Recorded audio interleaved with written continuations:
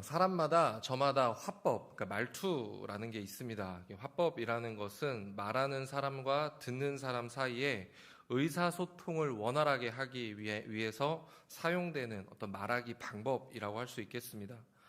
말하는 사람은 이 말을 통해서 자신이 전달하고자 하는 어떤 정보, 어떤 이야기들을 듣는 사람들이 알아들을 수 있게 이야기를 하며 대화가 진행되도록 잘 이끌 수 있어야 합니다.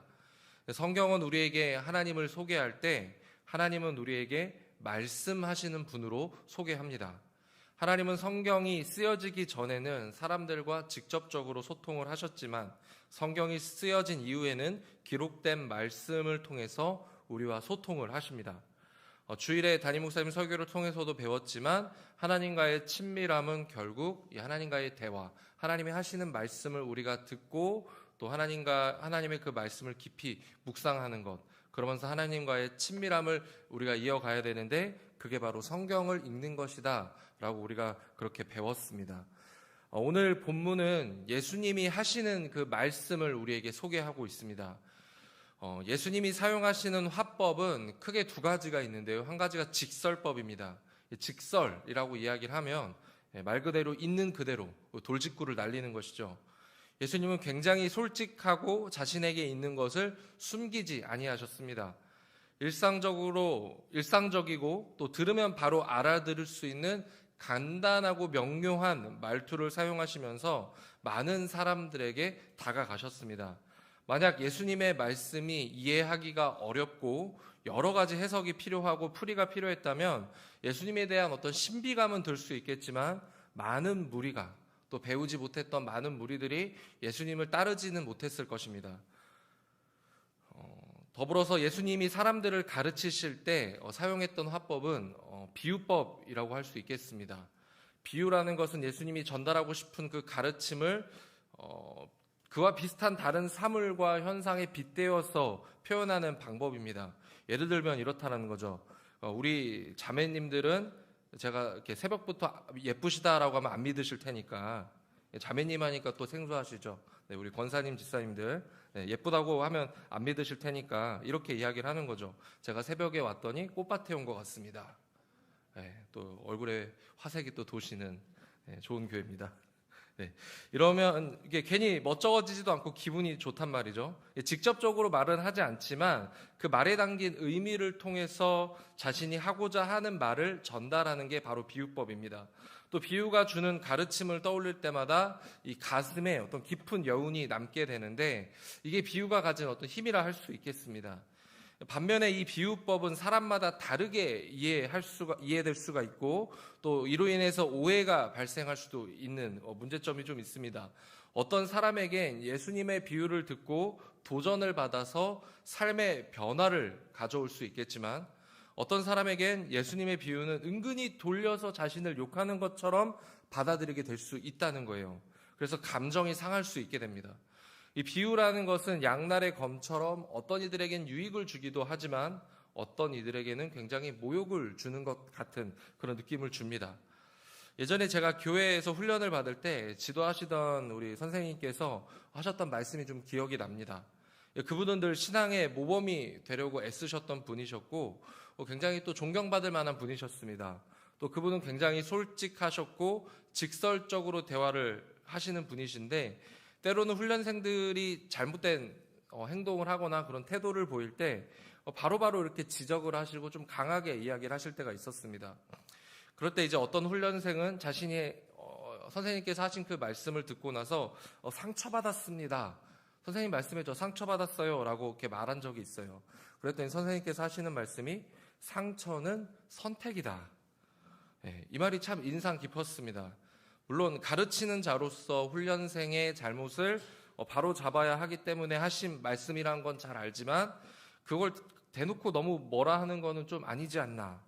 또 그 말에 상처받았다고 했으면 위로하고 사과를 좀 해야 되는데 위로는커녕 상처는 네 선택이다 라고 이야기하는 게 좋은 가르침인가 이런 생각이 들기도 합니다만 동시에 그래 상처 안 받고 나를 향한 쓴 약이다 라고 생각하고 받으면 또 내가 그걸 고치려고 하면 또 바뀌고자 하면 또 그건 나에게 또 좋은 어떤 가르침이 될 수 있지 않을까라는 생각도 양면을 다 가지고 생각이 들기도 합니다.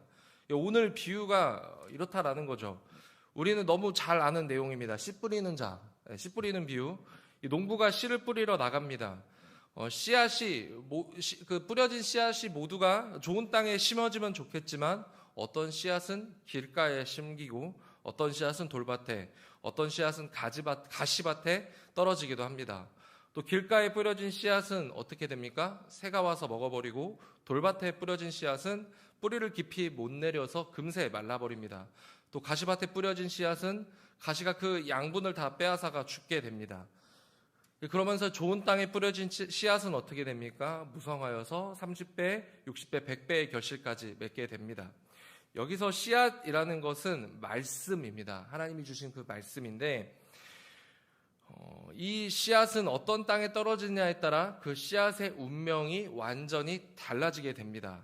그러기에 이 비유의 초점은 씨앗이 어떤 종류냐, 또 씨앗 그 자체가 아니라는 겁니다.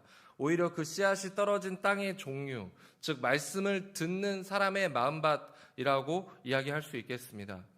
예수님이 하시는 그 풀이를 곁들여 보면 이렇습니다. 길가에 떨어진 씨앗은 새가 먹게 되는데 이 새는 사탄을 의미하고 자신들이 가진 생각 또 자기 욕심이 가득한 사람들은 말씀이 뿌려져도 금세 그런 것들에 먹히게 된다라는 거죠. 이는 예수님을 구경 나왔던 무리들의 모습이라고 할 수 있겠습니다. 또 돌밭에 뿌려진 씨앗은 말씀에 대해서는 잠깐 관심을 보이지만 환난과 핍박이 닥치면 무너지는 사람들에 대해서 이야기를 합니다. 뿌리가 없다는 말은 스스로 설 수 있는 신앙이 없다라는 것을 의미하고 외부로부터 오는 강한 압박을 스스로 견딜 수 없는 그런 상태를 이야기를 합니다. 또 가시밭에 떨어진 씨앗은 어떻습니까? 나름의 신앙을 가졌지만 그 삶이 뒷받침되지 못한다라는 것이죠. 세상의 염려, 재물의 유혹, 여러 가지 욕심들이 신앙을 가로막게 되고 믿음과 신앙이 불일치가 일어나는 그런 사람들을 가리킵니다. 그러면 좋은 땅은 무엇일까요? 바로 믿음과 생활이 일치하는 삶, 일관성을 가진 사람들에 대해서 이야기를 합니다. 말씀이 심어졌고 그것이 결실을 맺게 되는 그것은 결국 삶의 변화이기 때문입니다. 모두가 하나님의 말씀을 듣습니다. 또 예수님의 가르침을 듣습니다. 하지만 실천하는 사람은 굉장히 드뭅니다. 어떤 이들은 예수님의 말씀을 또 기분 나쁘게 듣기도 합니다. 그래서 예수님을 잡아 죽이려고 하죠. 말씀이라는 것은 동일한데 사람마다 저마다의 마음밭의 문제로 인해서 그 말씀이 결실을 맺기도 하지만 또한 말씀이 능력이 되지 못하고 죽게 되는 일들도 나타난다라는 것을 예수님은 말씀하십니다. 예수님은 큰 무리가 있는 곳에서 말씀을 하셨습니다. 이 모인 무리들 가운데는 예수님의 말씀을 진리로 받아들이고 자신의 삶을 변화시키고자 하는 사람들도 있었을 겁니다. 하지만 불특정한 어떤 이들은 예수님의 꼬투리를 물고 늘어져서 예수님을 넘어뜨릴 빌미를 발견하고자 모인 자들도 있었을 겁니다. 그래서 예수님은 11절에 하나님의 나라의 비밀은 너희에게 주어졌으나 외인에게는 모든 것을 비유로 한다라고 말씀을 하십니다. 이 씨앗 비유는 예수님 안에 거하는 자들에게는 하나님 나라의 비밀을 알려주는 도구가 되지만 예수님과 관계없이 그저 꼬투리를 잡는 자들에게는 이 비밀은 철저히 감추어져 버립니다. 그들의 마음은 이미 자신의 욕심과 사탄의 관계로 인해 망가져 버렸기 때문입니다. 그러면 우리는 이 말씀을 어떻게 들어야 할까요? 우리는 예수님의 비유를 예수님 안에서 받아들일 수 있어야 합니다. 철저하게 가리워진 요상한 말이 아니라 우리의 삶을 변화시키는 하나님의 말씀으로 또한 하나님 나라에 어울리는 자로 살아가기로 원하시는 예수님의 그 마음을 우리는 읽어낼 수 있어야 합니다. 평생을 신앙생활하면서 우리의 삶에 얻어진 신앙의 열매가 무엇인지 우리는 돌아볼 수 있어야 합니다. 그저 성경 통독 몇 번 한 것, 성경 필사한 것, 또 내가 성경을 많이 아는 것, 또 성경에 대해서 가르칠 만한 지식이 있는 것, 이것 가지고 이야기할 때, 이 시대에서는 굉장하고 대단한 일일 수 있겠지만, 진짜 중요한 것은 무엇입니까? 그 말씀이 내 안에서 살아 숨쉬고 있는가? 그 말씀이 나를 이끌어가고 있는가? 나는 그 말씀이 가르치는 바대로 살아가고 있고 그 말씀을 통해서 내 삶에 얻어지는 열매가 있는가를 우리는 되돌아볼 수 있어야 하는 것입니다. 비유는 귀 있는 자들에게는 삶의 변화를 촉구하는 예수님의 능력의 가르침이 될 것입니다. 반면에 어떤 이들에게는 보기는 보아도 알지 못하고 듣기는 들어도 깨닫지 못하는 이상한 말처럼 다가올 것입니다. 그런 자들에겐 돌이켜 죄사함을 얻을 수 있는 기회가 완전히 박탈되어 버리는 것이죠. 그래서 우리는 늘 마음 상태를 점검했으면 좋겠습니다. 좋은 밭의 기준은 말씀을 잘 받아들이는 것뿐만 아니라 결실을 낼 수 있느냐 없느냐를 통해서 판가름되기 때문입니다. 말씀이 심어져서 여러분이 흘러가신 그 삶의 자리에서 그 말씀이 싹이 나고 잎이 나고 꽃이 피고 열매까지 맺어진다면 그것이 바로 하나님 나라를 이루어가는 신앙인의 참된 모습이라 할 수 있겠습니다. 참된 신앙의 삶을 살기 위해 결단하는 길 위에서 이것저것 우리를 가로막는 여러 가지 요인들이 있을 것입니다.